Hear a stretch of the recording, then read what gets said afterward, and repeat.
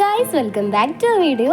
ഇത് ഞങ്ങളുള്ളത് കോട്ടയ്ക്കലാട്ടോ. ഈ ഒരു എക്സ്പോ ഭയങ്കരമായിട്ട് വൈറലായതാണ്. കാരണം ഒരുപാട് റീൽസും വീഡിയോസും കണ്ടിട്ടാണ് ഞങ്ങൾ അവിടേക്ക് പോയിട്ടുള്ളത്. ഒരാൾക്ക് വരണത് 150 രൂപയാണ് തോന്നുന്നു ടിക്കറ്റ്. ഇതിനൊരു ഷോർട്ട് വീഡിയോ ഞങ്ങൾ ഇട്ടിട്ടുണ്ട്. ഇഷ്ടമുള്ളവർ പോയി കാണാം, ലൈക്ക് ചെയ്യുക, സബ്സ്ക്രൈബ് ചെയ്യുക കേട്ടോ, സപ്പോർട്ട് ചെയ്യാം. അങ്ങനെ ഒരു 7:30 ആകുമ്പോഴാണ് വീട്ടിൽ നിന്ന് ഇറങ്ങിയിട്ടുണ്ടായിരുന്നത്. കയറി ചെല്ലുമ്പോൾ തന്നെ നമുക്ക് കാണാൻ പറ്റുന്നത് ഒരുപാട് തരത്തിലുള്ള കിളികളെ കേട്ടോ. നമുക്ക് പേരുകളൊന്നും അറിയാത്ത ഒരുപാട് പക്ഷികൾ നമുക്ക് അവിടെ കാണാൻ പറ്റും.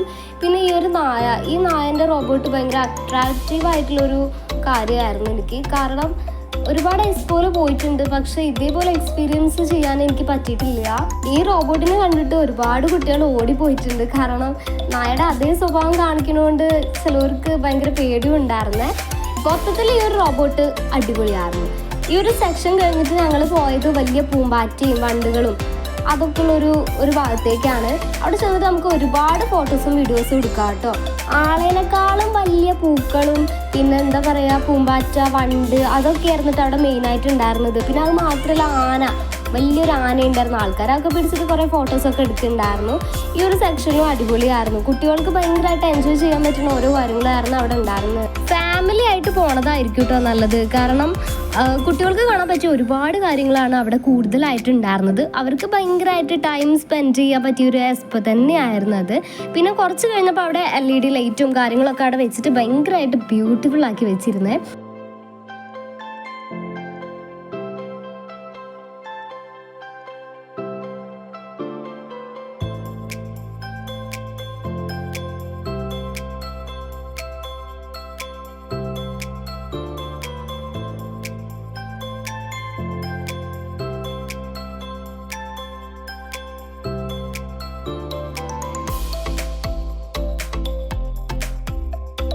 ഈ ഒരു ഭാഗത്തു നിന്ന് ഞങ്ങൾ പോയിട്ടുണ്ടായിരുന്നു മെയിൻ ആയിട്ടുള്ളൊരു സെക്ഷനിലോട്ടാണ് മീൻ എനിക്ക് പണ്ടേ ഭയങ്കര ഇഷ്ടമാണ് ഇത് കാണുന്നത് കേട്ടോ.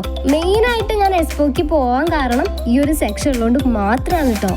അടിപൊളി എന്ന് വെച്ചാൽ അടിപൊളി. കാരണം അത്രയ്ക്ക് വെറൈറ്റി ആയിട്ടുള്ള ഒരുപാട് മീനുകൾ അവിടെ കാണാൻ പറ്റി കേട്ടോ. നല്ല രസമുണ്ടായിരുന്നു. ഇതിൽ കൂടെ ഇങ്ങനെ പോകുമ്പോൾ വല്ല സ്വർഗത്തിൽ കൂടെ പോണ പോലെയായിരുന്നു എനിക്ക്. അങ്ങനെ അടിപൊളിയായിരുന്നു. പിന്നെ പേരറിയാത്ത ഒരുപാട് മീനുകളുണ്ടായിരുന്നു. എനിക്ക് ഇതിന് പേരൊന്നും അറിയില്ല കേട്ടോ. ഞാൻ ഒരുപാട് അതിനെ കളിപ്പിച്ചടന്നു. ഈ ഒരു മീനിൻ്റെ പേര് എനിക്ക് തോന്നുന്നു തെരണ്ടിയാണെന്ന്. എനിക്കറിയില്ല. അറിയുന്നവർ താഴെ കമൻറ്റ് ചെയ്യാം കേട്ടോ. ഭയങ്കര ക്യൂട്ടായിരുന്നു. എനിക്ക് ഭയങ്കരമായിട്ട് എൻജോയ് ചെയ്യാൻ പറ്റിയൊരു സെക്ഷൻ ഇത് തന്നെയാണെന്ന് പറയാം. അത്രയ്ക്ക് അടിപൊളിയായിരുന്നു. പിന്നെ ഒരുപാട് തിരക്കുണ്ടായിരുന്നു കേട്ടോ. ഒരുപാട് ആൾക്കാർ വന്നിട്ടുണ്ടായിരുന്നു. ഫാമിലി ആയിട്ടാണ് ഒരുപാട് ആൾക്കാർ വന്നിട്ടുണ്ടായിരുന്നത്. അങ്ങനെ ഈ ഒരു മീൻ എൻ്റെ കയ്യിലുണ്ട് കേട്ടോ. ഇത് അടിപൊളിയാണ്. ഈ മീൻ ഒരുപാട് അവിടെ കാണാൻ പറ്റി. പിന്നെ ഇത് സ്രാവോ ഇതെന്താണെന്ന് എനിക്കറിയില്ല. ഇത് വലിയ എന്തോ ഒരു മീനാണ്. എന്തായാലും അടിപൊളിയായിട്ടുണ്ട്.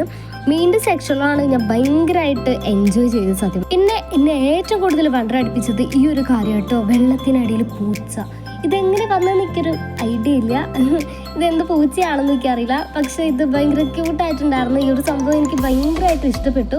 പിന്നെ അവിടെ ഒരുപാട് കടകളുണ്ടായിരുന്നു കേട്ടോ. ബുക്സിൻ്റെയും ഗെയിംസിൻ്റെയും ചവിട്ടി ഒരുപാട് നമുക്ക് വാങ്ങിക്കാൻ പറ്റുന്ന ഒരുപാട് ഷോപ്സ് ഉണ്ടായിരുന്നു. അതിൻ്റെ ഉള്ളിൽ തന്നെ ഒരുപാട് ഷോപ്പ് ഉള്ളതുകൊണ്ട് തന്നെ ഒരുപാട് ആൾക്കാർ സാധനങ്ങൾ വാങ്ങിക്കുന്നുണ്ട്. പക്ഷെ ഞങ്ങൾ അങ്ങനെ കൂടുതലായിട്ടൊന്നും വാങ്ങിച്ചില്ല കേട്ടോ.